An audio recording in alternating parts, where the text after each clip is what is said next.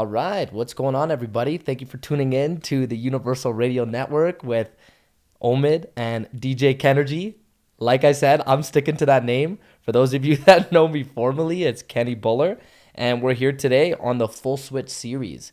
And for those of you who are tuning in and want to be aware of what we're talking about on our Friday night show is, we welcome aboard as we lead you through key tips on how to survive, thrive, and keep the good vibes alive in your life and your business. So it's the year 2022 and it's ripe with opportunity. So we wish to feed leaders of today with the type of banter that it will enhance your discipline, grow your emotional intelligence, and provide you with enlightened perspectives on ways you could become your best possible self. So I'm here with Omid, and today we've got a hot debate on the show to talk about. For those of you that want to know a little bit more about my background between Omid and I, is I have a background where I've worked for a lot of corporate-esque companies, and Omid has went the route of working as an entrepreneur, working for himself, grinding it out, being that person who's making all the decisions himself. And as you could kind of tell with the way I'm positioning that, we are going to have a hot debate on which one is more favorable, less stressful for someone who wants to feel like they have some level of ownership and be able to allow their creativity to unfold in a way where it is showcased in the projects they do. So, Omid, tell me, man, you're all about entrepreneurship, man, and I want you to kind of start us off by giving our audience a little bit of an understanding of like what is entrepreneurship and the difference of that between intrapreneurship, which is something that I really care about. Yeah, absolutely. So I'm just gonna, read a definition from the dictionary. So an entrepreneur is one who organizes, manages, and assumes the risk of a business or enterprise. And an intrapreneur is a corporate executive who develops new enterprises within the corporation. So I think the difference, personally, just to kind of sum it up, is I think the difference between an intrapreneur and an entrepreneur is an entrepreneur will take all the risks and be and is willing to put themselves in uncertain positions, right? Because it's uncertain, right? With an intrapreneur, you're within an organization that's already established. You have a safety net. You have that paycheck that comes in every, bi-weekly or however you get paid. And an entrepreneur doesn't know when his next meal is. You got to be continually hunting. And even as an established corporation, you still have to be aware. And the person who's at the very top is the one who has to implement and execute at the end of the day and has to make sure that their organization is doing the same. So I think that is a pretty good definition, and I think that's where we can start off. Well, I mean, that's just it, right? Is when you are, from a debating perspective here, when you are someone who is working for an existing company, I would say that the benefits that come with that is you have existing structure, you have existing systems, you have an existing process to follow that has been proven to work, and you need to follow suit with that now, right? So when you are in the role as an entrepreneur, it allows you to go off of something that gives you the chance to, let's say, go about something without going about it blindly. There's less anxiety with that. There's this element of feeling like, you know what? Show me how I need to do this job, and I'm now going to add my personality to it. That's something that I know a lot of people look at this from like a corporate perspective, right? When you work for a big company, a lot of people, correct me if I'm wrong, listeners, feel like once you go in the corporate world, you become a robot. And I tell my team all the time, I work at Good Life. I've worked at Edmonton Journal. I've worked for TELUS. I've worked for these big corporate-esque beasts. And I'll be honest, yes, if you let these companies turn you into a robot, maybe it can happen. However, if you look at it in this sense, Omid, where I'm going to take the processes and systems and structures I just mentioned, but what I'm going to do is I'm going to add my personality to it. Because all of that I mentioned, structure-wise, it's telling me what I need to know. Now, how I go about it is my personality. And that's where I feel like that's a weapon of mass destruction when it comes to gaining profits, when it comes to making a difference in people's lives. Because we're living in a world in 2022 now where so many people care so much about, wait, who are you? What do you represent? How are you? What have you done in the past? Who have you worked with? Right? So all of a sudden, when you're a Joe Schmo and you attach your name to a big reputable company, that has merit, that has value, that has that has a certain level of success attached to it that helps you get in the door in the first place. Because someone goes, hey, guess who just knocked on our door? Someone from Good Life, as opposed to someone who's just a rando personal trainer. Yeah. You know what I mean? Yeah, no, absolutely. I think even before we, get into the differences between intrapreneur and entrepreneur, I think first off you got to understand who you are as a person, right? And I feel like if you don't know how you want to create your wealth, right? Because at the end of the day, if you're trying to build something, you obviously want to build wealth for yourself at the same time. You obviously want to take care of yourself. You obviously want not just that your idea is impactful, whether that's in an organization or whether it's on your own, but you still want to be able to take care of yourself, right? So I think that whether you are an inventor or whether you are a entrepreneur or intrapreneur or investor, you got to decide how you want to build that wealth. And there is no right or wrong. It just depends on what path you want to take. And I feel like in this day and age, entrepreneurship is very glamorized, right? With all these guys that are popping up on YouTube and our socials that they run their own ship, they do these things, they do that. And, it is cool. It is a cool idea to be your own boss, to have your own ship, to have your own employees, to have these things that are yours. But a lot of the entrepreneurs that we don't see online or out there, a lot of them fail. If you look at the statistics from a business perspective, a lot of businesses fail within their first year. You don't see those entrepreneurs on YouTube. You don't see those entrepreneurs on social media saying, "Hey, look at me. I got this business or that business." Maybe some are, but you don't see that. A lot of ideas fail before they're even, created. So I feel like, can you take that comes with that, right? Can you take the uncertainty? Can you take the time that it takes to even build a foundation for a successful business, or even something that is maybe even remotely successful? You know what I mean? So I think from an entrepreneurship perspective, entrepreneurship is very glamorized, and it's not for everybody. It's definitely not for everybody. In fact, I think entrepreneurship is a great segue into entrepreneurship. You know what I mean? So if you're at a position in a corporation that allows you to grow, that allows you to have some flexibility, whether it's with your schedule or allows you to learn on the side or is paying for your education, I think that is beautiful. Like, I worked for a marketing agency for almost 3 years. I had no idea of the corporate marketing space before that. I knew my videos and I had a little bit of video production skill. I was brought in to build that video department. And on top of that, what I learned was how a marketing agency runs on a day-to-day. And I realized quite quickly that video is just one aspect of marketing. And there's all these other aspects of marketing: SEO, print, billboards, digital ads.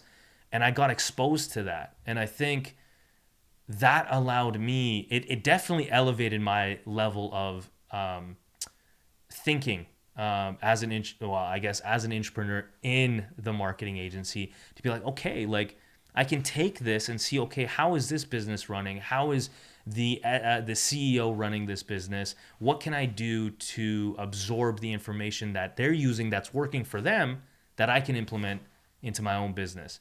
And one of those things, actually, just to give you guys a simple example, was organization with files. And before that, I had nothing that organized my files online. I know how simple that is, and people might say, "Oh, well, that's just a simple thing." But when you have a ton of clients, you can't be disorganized. Your contracts have to be, in a certain place. Your invoices, your video files, your collateral that you create for these businesses. And when I came into that, I realized all this, the cloud that they were using and all these files that they were using, and how organized it was. And I really took that to heart. And those little things, those little systems, if you will, allow you to now start scaling, allow you to start building little areas of your business that allow you to now scale and think about bigger problems. Because if you don't have those systems in place, now all of a sudden you are scrambling to find that contract or scrambling to find that invoice, and time is lost, energy is lost. And with big corporations, they've figured it out. A Good Life has figured out a system that works, a system that allows them to scale. So all they have to do is take that blueprint and implement it into their personal trainers, into their managers, and it's just a curriculum. And they just funnel people in, build them up, and it's just with every other successful corporation, they do the same thing. So, yeah. With that point you just made, Omid, I find that the more someone wants to grasp the idea of being an entrepreneur, you said it with you said it with such a good example in which you were in, where it's like you didn't realize at the time when you were just focusing on video as a go-to marketing source, that from talking to other businesses, the importance of several other ways of marketing. And then now when you look and see how you positioned yourself with the work you do, is you've taken the liberty, you've taken the time, and you've taken a certain level of education you needed to educate yourself in all of these different ways. And now you then, from a scaling perspective, have found a way to offer all of that to everyone. So I think what's important here, as people have listened to the song and are navigating the concept of knowing who they are, is know how much of one thing you want to spend your time doing in your job. How much variety do you want to have? How much, let's just say, control of decision making and changes do you want to have, right?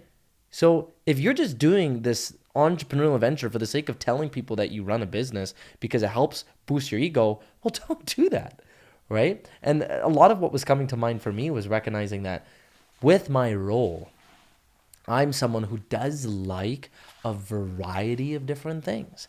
I like to train people one-on-one. I like to be the first person to show someone the potential of what personal training is like. I like to lead a team of personal trainers and show them the value of certain educational requirements they need and how they need to improve their sales skills. Okay, so now here's the thing though. Could I do all of that as an entrepreneur? Yes, I can.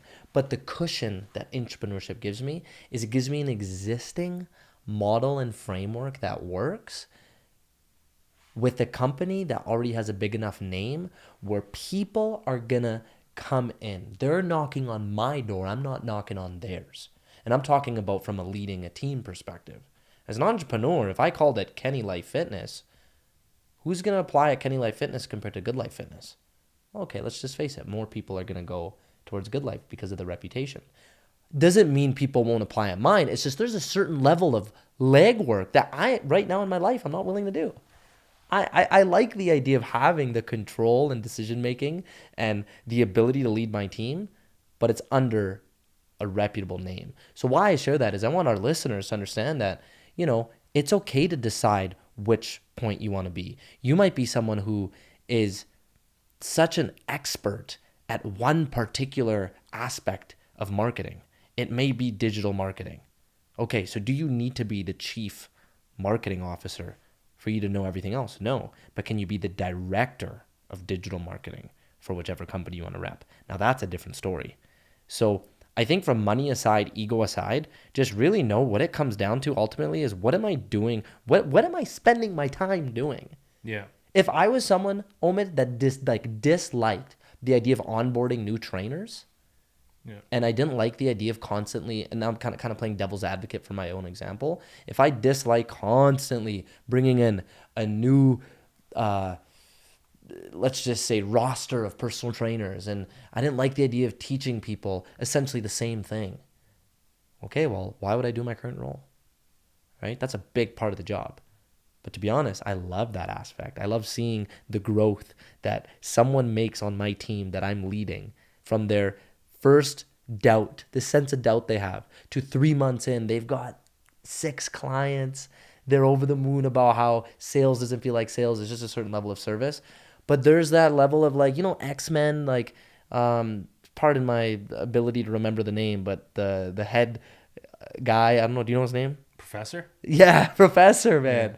I feel like Professor. I'm in the back, right? I'm just moving some pieces together and I'm getting my superheroes ready, man. Yeah. But I learned that I love that, Yeah. right? Because there's a certain, of course, huge level of contribution to it, but it's enough where the person is shining, and they deserve that level of spotlight, because I'm all about maximizing that potential this person has. Yeah. And I'm just going to put it this way is, ultimately, whether you're an intrapreneur or entrepreneur, what we're naturally talking about here is, how you can manage to enjoy leading a fulfilling career in whatever you do, is pay attention to the time in which you're spending in the job. Never mind the job title, never mind your degree you had or educational background matching the requirements you're looking for. It's like, what am I doing? Yeah. Right? Like, Yeah. if I can look at that, am I going to enjoy it? Yeah, and that's the thing. And I'm going to piggyback off that idea, is because that when you have something that you love to do or that you're engaged in, with being within the organization, I think that's better than maybe potentially doing your own thing. And the reason I say that is because when you do your own thing, it doesn't just come with the thing that you're doing. It comes with everything else that a business entails. It comes with accounting. It comes with contracts. It comes with marketing. It comes with selling. It comes with all these aspects that you might not be good at, but B, you might hate. You might absolutely just despise doing admin work, right? And not saying that your role doesn't have maybe some of that as a manager and as someone who leads a team, but as a business owner, everything rides on you. You can't lean on an HR person or an accounting person or somebody who's in a specific realm and specializes in that, right? You have to learn that all yourself. And I learned that the hard way. I love making videos and I love being creative. And then the moment you start a corporation and you get your business license, well, you got to do your taxes, and you got to remember to do your taxes, right? Or you got to remember to invoice a client and chase after that client. Some clients don't pay you on time. Some clients will pay you 3-4 months later. You might do a project today, they might not pay you 3 months from now. How do you work that? Whereas in a corporation, you're going to get that paycheck at the end of the month. So how do you navigate that? Are you a good person? Are you able to adapt? Are you able to learn that skill? And are you able to take it? Because if you just want to make videos, or you just want to make photos, or you just want to lead a team, or you just want to be a personal trainer, then the entrepreneurship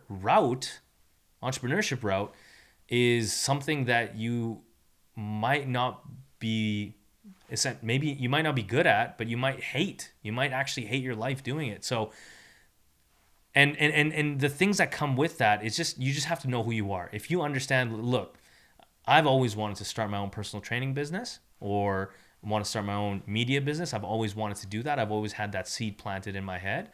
Then the idea of doing your taxes and going through the crap that comes with the down times, the uncertain times, you'll be able to get through that, right? But if all you want to do is, again, personal train, create videos, and that's what you love to do, then maybe it's best to double down in an organization and work your way and navigate your way through that. Yeah, and you know, when you're saying that, Omid, it reminds me of someone who loves that one thing that they do, and if there is any company that's going to allow them to still do it while they're doing some of the similar line of work on the side, and that perhaps is a fun way of looking at freelancing and being what they say a solopreneur. And I feel like that's kind of like, once again, it's an in-betweener, right? So we'll talk more about that after this next song. You know, we have the best English tracks, Punjabi tracks, sometimes Hindi tracks when we're, you know, feeling some type of way. Hindi songs always remind me of Bollywood, and when I'm, just feeling so much pyar in my heart. Pyar meaning love for all our English listeners. But we got a good one. We got a throwback. This one is by my boy Sukshinder Shinda, Punjabi Clap. Let's lay that track down. We essentially kind of found a nice middle ground, right? Like, if there's this stepping stone of entrepreneurship, and then jumping into entrepreneurship, there's this unique concept of freelancing, of being a solopreneur. And I find that there's a lot of times people feel like, and I'm speaking from experience, I'm speaking from those that I went to business school with, I'm speaking with from a perspective of just a lot of hesitation people will have, and feeling like everything needs to be done and figured out, and the master plan and structure and process needs to almost be like this formula, like SpongeBob's Krabby Patty, that is just fully finished, and now it's gonna make you a fortune and it's gonna make you successful. No, what I think is, have that mindset of a solopreneur. Start working for clients, right? Like, start with one client. Have your job that you're working, whether it's related to the type of work you're doing or not, and just start putting yourself out there. Heck, work for free, right? Just start putting yourself out there and learn through the process of actually doing something for clients. Earlier, you brought up a great point. There's going to be things that come up, right, Omid, where it's like, oh, I got to send this contract. Oh, I have to send an invoice. Oh, I have to go back and forth on these emails. There's just this concept of, in my opinion, preparing for entrepreneurship that comes with a certain level of, you're only going to learn as you do, right? And when you're doing so, start small. One client, two client. How does 5 clients feel? Whoa, 5 feels like a lot at once. Okay, I found my breaking point.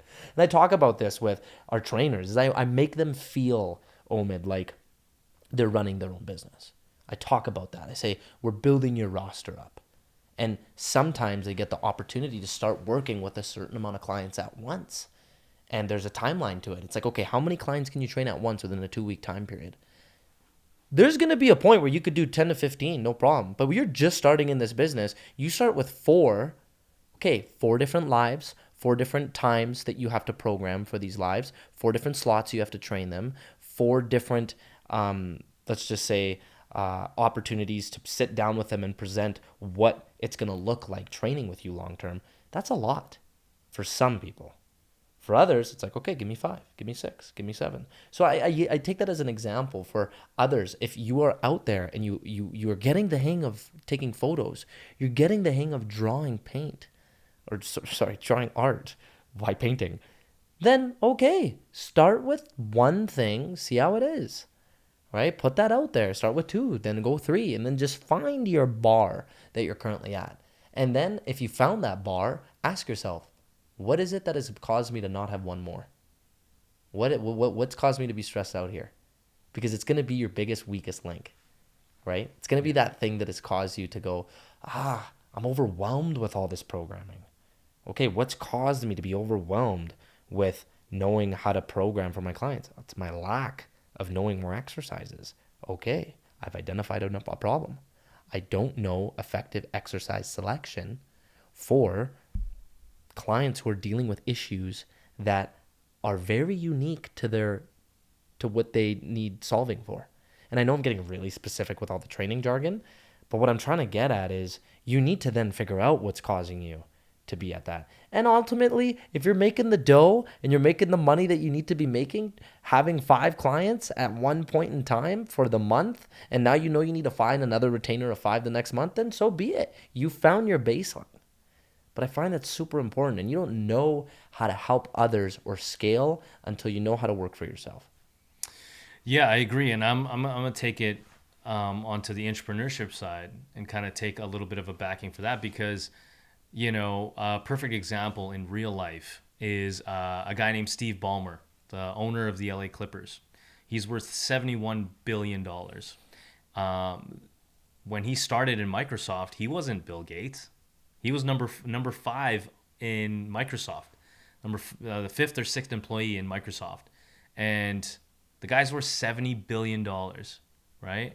So that's just one example. Steve Wozniak is another example. The guy that started Apple with Steve Jobs. He wasn't number 1. He wasn't the entrepreneur. He wasn't the one that was risking it all and, implementing his ideas. He was obviously implementing his ideas, but he wasn't the guy.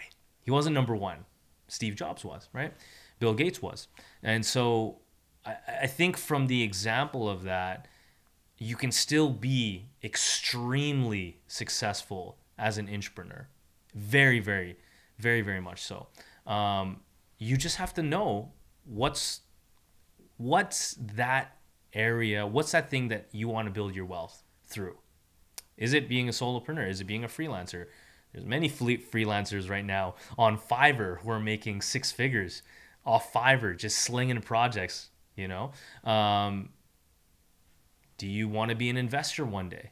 Do you want to be an inventor one day? Again, I bring these back just because that is something that you have to ask yourself. Once you know that, or once you decide, it's not that you can't transition into anything other realms, but now you have some clarity in terms of where your path is. And so I think a lot of people will, I have to work for myself because if I don't work for myself, then I'll never be successful. I won't be that, the man, or the woman, or I won't have this or that. I got to do it because all my homies are starting side hustles. And well, that's the thing. I feel like that comes from a lot of pressure. That comes from what are my friends doing? What do my parents do? Especially immigrant families, right? Yeah. I say this from a perspective of those that I come from one, right? I'm guilty of that sometimes. I see how hard my parents hustled, and I'm like, okay, what do I need to do now? Yeah. To get to their level. Yeah. Yeah, absolutely. There's this trend going on that I wanted to bring up. It's called quiet overemployment. Ooh. This is something that I'm going to take because Mr. Sean Kanungo had posted a clip about this, and I thought this was really relevant to our topic today. So quiet overemployment is people who have like 3, 4, 5, 6 jobs. They have their main job, but then they have all these other jobs. And there was a subreddit on Reddit that was talking about, there was this one guy who said he has like 6 jobs and he's making 1.2 million a year. But where's his life? So basically he's not quitting his job, but he's got all these other things that he's doing in order to, do what he needs to do, right? So I think it's interesting that is a trend. There's also another trend that's called quiet quitting. And so the idea here is you don't quit your job, but you don't put your entire effort into it. You're checked out. Yeah, you're checked out, but you're still getting that paycheck. Why do I feel like both of those are married together? Yeah, I know, right? You know what I mean? Yeah, it's like if you're quiet quitting. Sorry, what was the other one? Quiet overemployment. Yeah, if you're quiet overemploying yourself, you have to be quiet quitting your main gig. For sure. You can't You must be the guy who decided to like do Uber Eats, and you're driving Uber Eats while you got your Bluetooth connected doing conference calls. That's right. While you're also like, doing a podcast because that's your side gig. Like you've got so many things happening at once. That's the thing is it's interesting and Sean brought up the idea that this has been happening since the Industrial Revolution, right? Like people with factors of not being able to get paid enough So you're having to look for other side gigs to support yourself, to support your income. But it was just interesting that this has now become a quiet trend on the internet, and I wanted to bring that up. Okay, so you know what that tells me then? Is that tells me that some people are not willing to give up their lifestyle for, like they're not willing to give up their lifestyle, so they choose to then overwork themselves to keep up with the demand of what their lifestyle brings. Correct. Right? So it goes back to, let's just say I'm living in New York. Yeah, the right? hustle culture. Yes, we are Universal Radio Network after all, so we might got some New Yorkers out there listening to us, right? But it's like, if I'm out there in New York and I have lived through the pandemic and now I'm trying to go back to save mode and grind mode and all my friends are going out with their jobs, but then I'm the friend that maybe makes 20, 30,000 less than my friends, and I am also doing all these other jobs to just keep up with them. Okay, I need to do a lifestyle reality check, right? There might have been for far too many years or moments of my life where I've tried so hard to keep up with everybody. And now, maybe as I enter a different stage in my life, I need to a degree downsize when it's not really a normal time to downsize. Yeah. But like sometimes I ask myself this question too, and I'm having long days of work, is I start realizing that I'm not doing it to make money. I'm doing it because of the fulfillment it gives me. So to others, it might look like you're overworking yourself, you're a workaholic, but it's like, okay, I'll only accept someone who is overworking if it's work that they're really passionate about. It just, what makes me sad is we're living in a time now where it's 2022 and people are still working so many endless jobs just to keep up with life. And don't get me wrong, there's some people who have to do that, right? Someone who's getting their PR, their permanent residency, someone who's just trying to, like, make a life for themselves as they move to a new country while they're still trying to send money back home. Like, don't get me wrong, I'm not neglecting that, but I'm talking more so the people who are just working because all their money is just going to things that are just there to show off and just do so to show people that they're living a lavish life. That's what makes me upset. Well, I mean, kudos to them if they want to live that, right? If they want the nice vehicle or the house or whatever the case. But it's when it's bending them backwards. That's all. Like, don't get me wrong. Go for it. But if it's bending them backwards, yeah, and they're pulling their hair out and they're stressed about it, yeah, then I have something to say about it. That's all. Yeah, and I think, well, I also think that it also, don't you think this kind of like comes with age? Like, before, when you're young, like, well, I'm not saying we're old, we're kind of old, late 20s, my last year of being in my 20s, but I feel like in high school and kind of in university, you're comparing yourself to your peers, right? And you want the things that your peers have, right? And I think even when I grew up in a small town, St. Albert, right beside Edmonton, and St. Albert's got all rich kids. You know what I mean? And so all these kids in high school have these big trucks and they have customized rims on their cars and they got the BMW, and I'm driving the $4,000 Nissan Versa that my dad drives. So then what did you want to do? What did that make you do? Well, of course it makes you feel some type of way. You want to impress that girl, that brown girl in my class, that Desi girl in my class. I can't. She's rolling up in a BMW and I'm rolling up in a Versa. Yo, she's rolling up in her daddy's BMW. Well, exactly, but still, I'm rolling up in my daddy's Nissan Versa. You know what I mean? Look at you now, baby. Yeah. You're on top of the world, baby. You're on the radio, right? Where's she at? She's still in uni, trying to finish her 8th year of university, 2 courses a semester. Ramna. Slowly, right? Holy, bro. Holy. That's a full switch, bro. Yeah, no, I can't help but you can't help but compare yourself, especially when the disparity between your peers is so big. And especially when you see that, growing up in an area with other, people who are rich and kids who have things, and when you don't have things, of course that makes you feel some type of way. So I think maybe that's just like, as you grow up, you realize that, those things don't really matter. The materialistic things don't really matter in a sense. And you realize that the more important things are, the things that actually are part of your life. The thing, your family, the work, the fulfillment, the creative projects you do, the businesses you create. Those are the things that are more important than just the shiny object, right? Yeah, it's crazy when you say that because it brings me back to even like my adolescence and recognizing again, just based off of where and who I was surrounded by, preppy junior high school, a time in life where there's just so much puberty happening and so much like of your hormones and you just changing and you just wanting every decision you're making, you just want to impress somebody, Yep. right? That girl you have a crush on, your friends, you just want to make them laugh. Even to a degree, like your teachers, you want them to like you. You want every single part of you to be liked, and it's so enhanced, right? And I recall that too, man. I recall like just all of my money, my parents' money, that I would just put towards designer clothing, and oh, if I could go back and switch that. I'd do a full switch on my whole wardrobe. Yeah. I would go back and still shop at Old Navy. Ed Hardy. Right? Oh man, Ed Hardy, crispy RJ, right?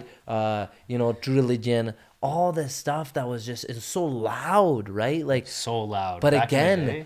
do you remember? Do you ever remember rocking those outfits? Oh yeah. Yo, like I remember wearing it and just like feeling like a boss, right? But also just like man, well, like it was such a trendy thing. And Honestly, I what miss those difference days. could it have really made? Well, those were good days. I miss the oversized shirts and pants. Yeah? And I miss those days, man. And it's kind of coming back now. People are wearing a lot more oversized shirts and pants and things like that.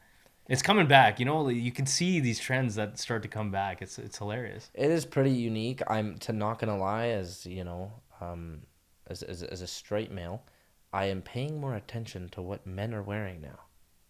I'm a little bit more hyper aware of what men around our age are choosing to wear, even men younger. I'm like just trying to see what's in fashion or what's in style. And I just did a wardrobe switch recently. I took away all my patterns, all of my clothes. As you know, Omid, I would wear everything that's very loud.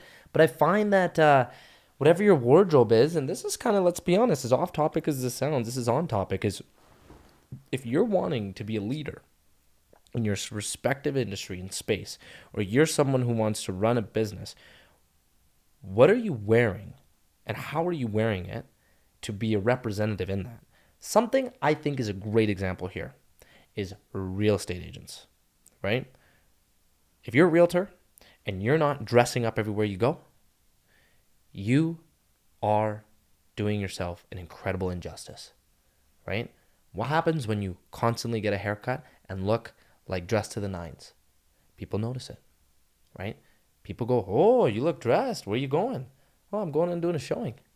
Oh, a showing. Cool. Yeah, I happen to be a realtor in the area. If there's ever anything you need, you let me know. Here's my card. Boom. That happened from dressing nice, right? Absolutely. But there's something to say about that. You're in the videography business. You're in the creative content business. You better have a camera strapped around your neck everywhere you go, right? You better be prepared to take photos of people if they're, of course, you ask for their permission. But I mean, what I'm trying to get at is like, whatever you do, accessorize in that, right? And I like that. And I think this comes to another segue, which I wanted to kind of go into, is I want to ask you a couple questions, Kenny, and give you some scenarios and see what you think. All right, I'm on the hot seat. Especially on the topic of intrapreneur. So I guess we'll start off with a simple one. Would you ever become an entrepreneur? 100%. I have sorry, I'm yawning. My bad. I have 100% aspirations to wanting to do so. I'll lay it down right now, manifest and putting out there is, everything that I'm doing, I want it to eventually lead to me running my own fully serviced mixed martial arts, jiu-jitsu, and kickboxing studio inside of a commercial gym space. Okay, I'm glad that you said that. Now I'm going to give you scenario B. If you were making 7 or 8 figures in a company, would you go off and risk it all? on your own. Yep. I would let it go. I would do it because I'm going to go back off the merit of what is my time. But you're happy in your role though too. You're content. So you're not. It's not like you're making 7 or 8 figures and you're unhappy. You're content. You like the job. There's nothing wrong with the job. In fact, things are flowing. You're in the flow stage. You know, as I don't know if Sadhguru says that. I think Mark Kumar says that. Yep. You're in the flow state, right? Everything's going well. You're fine, but if you leave this, there's no going back. But you're going into your own thing. So, yes, ultimately my own thing needs to happen. Yep, that is my birthright. Okay. That is that was a very confident yes. So that's good. Yep, like I would do myself an incredible disservice by having 7 to 8 figure income for another person when everything I've been building myself towards and everything I believe in is to ultimately take the leap when you feel like you're ready, and when you're constantly wanting to improve. I feel like I know in my own humble opinion that there's a ceiling that you will reach working for another person. It may take some people longer or shorter periods of time, but when you're truly on your own, there's no ceiling.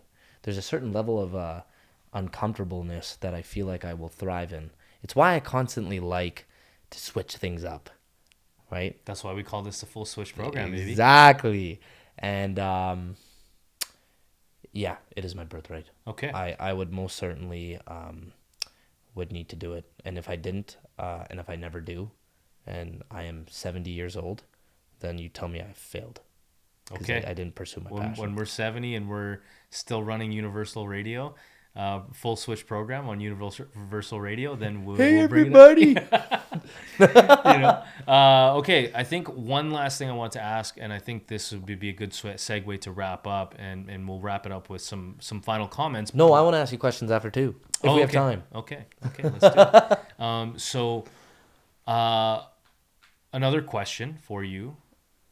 How much luck is involved on both ends? So as an intrapreneur, you have obviously a ton of experience in this.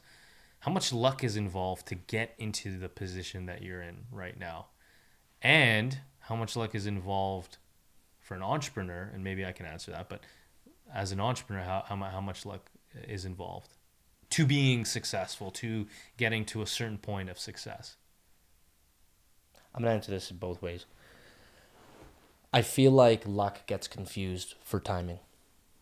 Very much so. Oh, I like that. Yep. You are taking, not you, but anyone rather, looks at luck like it's a magical genie that is just something you don't see that is all of a sudden bestowing upon you what has happened, which is something that's a fruitful opportunity for you to capitalize on. I'm sorry, that's not luck. That is timing. So from what I do, it has been truthfully what I've always subconsciously invested in is relationships. What I have been told by my parents and what I truly even believe in is never burn bridges. I'm not saying I do this for opportunities to rise to me. I'm just saying that when you treat people how they deserve to be treated, when you actually make people feel noticed and recognized, and there comes a time in your life where you are stuck, you need help, you're in a pickle. What if that person that you treated is a part of something or has a huge amount of say in something that is going to help you get out of that situation you're in? Yeah. It's a cliche saying. It's not who you know. Sorry. It's not what you know. It's who you know. I'm going to change that. It is what you know and it's who you know. Oh, I like that. And both of those things matter because let's be honest. If it's up to someone else who I've built a good relationship with, who is going to allow me to get to the next level and take things up a notch in my respective career or takes a chance on me in an entrepreneurial venture, maybe they're like, I'd be your client. Maybe it's simple as that. Hey, I respect you, Kenny. You're getting into personal training? I'll be your client. I remember when I got into the personal training industry, 99% of the people that became my clients were people that I chose to invest a relationship in with, or I chose to just give them the time of day through our podcast, through the radio show, through just overall getting to know them, listening to them. And then when it came to a time where I was ready to start an entrepreneurial venture, they literally were just like, I'm just doing this to support you, man. I'm just getting the added benefit of training. But the fact that you're doing it, I think is so cool. So how much is it? Yeah. So what I'm really trying to get at is recognize that invest in those relationships, but what are you doing in your own spare time? Are you actually getting good enough to offer this as a service? So when it comes down to the person that's vouching for you and saying, hey, you're worth the interview. That's what happened to me at Good Life. That's what happened to me in many other cases. Someone's like, yeah, I see what you're doing. I see how you approach me and how you make me feel. I'm sure that's going to resonate with what you're saying you do research in and how you make others feel. Let's get you that interview. When I get asked questions in that interview, am I going to make a fool out of myself? Are they going to be like, yo, who is this guy? Why'd you bring him? He doesn't know jack all. It's like, wait a second. He knows his stuff, and he knows the right people to help him get to where he needs to go in life. I love that, man. I love that. And I agree with everything you just said there. It is both. It's not just one or the other. All right, now we're turning the tables after Omid just enlightened us on some great questions, and I provided some insight. I want to pick your brain, Omid, on, what has been, you could answer whichever one first, because we'd love to know the answer of both.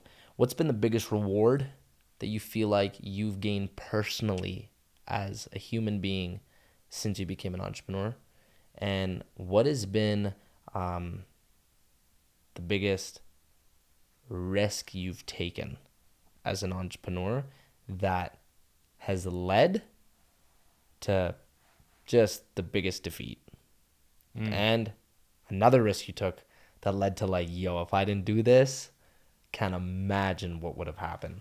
So like something that was really fruitful, really advantageous. Right. So getting into risk, and good risk you took, a bad risk. Right. And on the other side is the reward. The reward. What's been the biggest reward as a human? Not a financial reward, but as a human being, the biggest reward you've gained as a human. I think the biggest reward as a human being that I've learned from my entrepreneurial journey is knowledge is power. Knowledge really is, as cliche as that sounds, and knowledge is it's created so much power in my life. It's allowed me to put myself in a position of security, if you will, taking myself out of insecurity, taking myself out of the quicksand from my feet. I look back now, and sometimes I will, I'll go into a drive-through, right? If I'm, going to, let's just say Popeyes or KFC. And when I was 13 years old, I got my first job at KFC Taco Bell. And, I look back, and sometimes I'll go and get food, and I'll look back and I'll think about those times of how I was working that crappy job. And I remember that I was so naive that if I knew what I know now, that would have been, it would have been crazy. And I look back and I'm like, wow, like the pursuit of trying to learn different aspects of business and different aspects of what to do in scenarios with other human beings, the do's, the don'ts, the failures, the embarrassments, whether on stage publicly or not on stage in corporate boardrooms where I've completely just crapped the bed, if you will, right? Completely just broken down. All those experiences, all those hard hitting, like you're getting hit with a brick wall, all those have now led to me being to where I am now. And all that learning, I look back and I'm like, man, if I knew that back then, my life would, I mean, obviously be completely different, or maybe accelerate my life a little bit. But now, knowing those things and understanding those lessons, it allows me to be very grateful for the position I'm in. And I constantly think about learning, and I constantly think about what other knowledge, the things that I want to get to the next level that I don't know how to do, that I don't know. How do I scale to 10, 20, 100 employees? Or how do you scale a podcast into making this big thing? And having these other crazy ambitions. How do I use social media as a tool and all these things? That's the next level that I need to unlock. And I haven't figured that out yet. And it's just the knowledge, the intellect that I don't have right now, but it will come once I seek it out. And when I do, I'll unlock that level and I'll get to that next level, and then I'll look back at this level and be like, "Damn, 2022, I was there. Imagine if I knew what I know in 2026." Right? So these are that would be probably the biggest. That's awesome, because that's exactly what I was thinking is, you're going to say the same thing about yourself in 2032. Yeah. You're going to go back and, 39-year-old Omen's going to be like, I wish what I know now is what I knew when I was sitting down with Kenny shooting that episode on, the radio show. And it's something I think you'll really appreciate. 50 Cent made a really unique remark, and he actually strongly values Robert Greene, who wrote 48 Laws of Power and many other profound books on human nature. 50 Cent said, he's like, I love the way he said it. He's like, man, this is the best advice I've ever received. So Robert Greene said that it doesn't matter how much information you soak up. You could be the guy from the day you wake up in the morning, from the moment you go to sleep, all day long. You could be absorbing information. You could be taking it in, taking it in, taking it in, taking it in. But that guy isn't going to go anywhere if he doesn't apply what he's learning. So 50 Cent goes, you need to all stop taking in all this information and thinking you're some smarty pants. You take in even half of it. You take in even a quarter of it. Or just whatever you're choosing to listen to or research. Take a moment to pause and go, what did I just learn? Yep. And then apply it in your life and watch and see what happens. Yeah.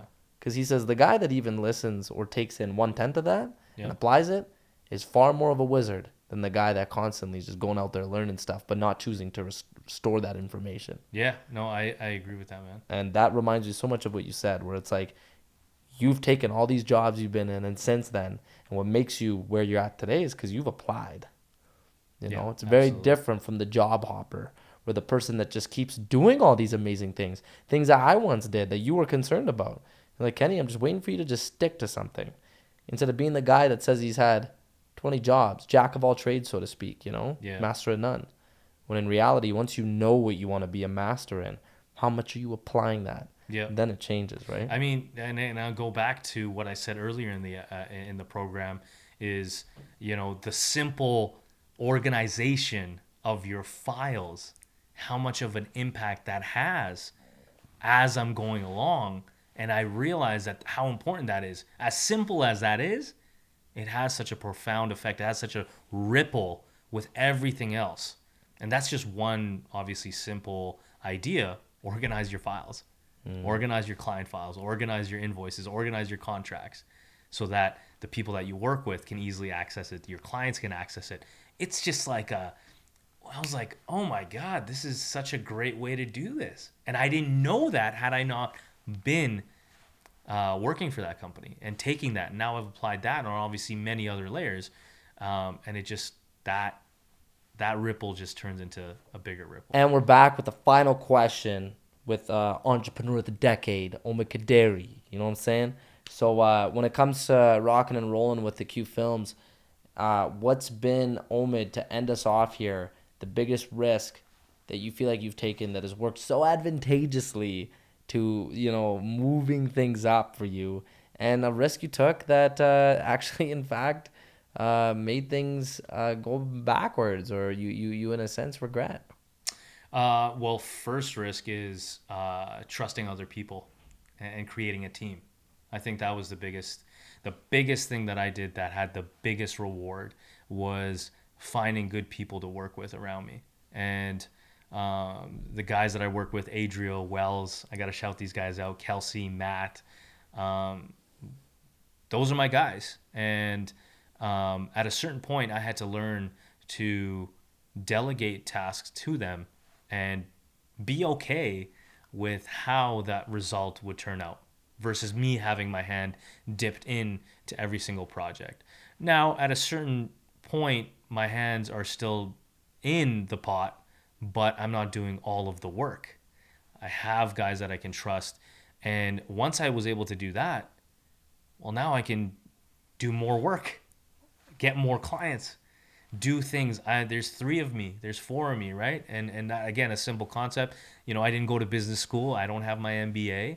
And maybe these are some concepts that guys that have done those programs say, oh, that's a simple concept. But as a person who, out of sheer will, has created a business, out of sheer trial and error and hitting my knees on the pavement and falling down, learning a business step by step, that has been the biggest, wow, the biggest reward. Like, hey, if I just, build this relationship with this person, give them the trust and trust them, and they trust me, then I don't have to worry about what happens at that video shoot. I don't have to worry about what happens with the editing process. And obviously you vet the person, and obviously you get, you go through jobs together, or you there's certain projects that test you. There's certain scenarios that test you and test the team, and you just see if it's a right fit. If it's a right fit, you don't look back, and you let things work out the way that they work out, and then that way the person who's running the ship can look at more ideas down the road, can actually direct the ship to where you want it to go. So I think that was the biggest reward. And I guess on the flip side, I don't have really anything that has been such a big risk that I've actually taken that hasn't really panned out. I think I've taken myself out of scenarios that other people could look at as a failure. Footage goes bad. You film something, you film a project for a client, it's an event or it's a wedding, and you bring back home the memory card and the memory card's shot, or you lose the memory card, or the battery doesn't work while you're on a shoot and you have to pivot and you have to adapt. Those are probably the mini, I guess, failures, but nothing of big substance in terms of a big risk. I'm hoping that I can when I work on something else, maybe another project or something that's a little bit more bigger and grand, that will come up. So nice, man. Well, yeah. I think it's always a good thing, when you share that any risks you've taken have ended up well in your favor at the end of the day. So that's happy to know. I'm happy to know that that's worked well for you. And you know what? This has come to a point in our episode where we're able to conclude. And, we'd like for all our listeners to recognize that we're going to be having a Q&A portion real soon where we could go back and forth with some of our audience members, and you could call in and ask questions live while we're in the show. And we just want to thank every single one who's listening and who's, taking in all this juicy, nice, educational content on your Friday night. We hope it kickstarts your weekend off the right foot. So have fun and be safe this weekend. And, feel free to follow us on our personal respective pages, at QASHUS Qashus for Omid, and for me at Kenny Bhullar BJJ. And find us on the Universal Radio Network on all social media platforms. Connect with us. Let us know what you want to hear more of when it comes to inspiring, future leaders of today. And let's keep rolling. So we hope everyone has a fantastic evening. We're headed out of the studio. You have a fantastic night. Thank you.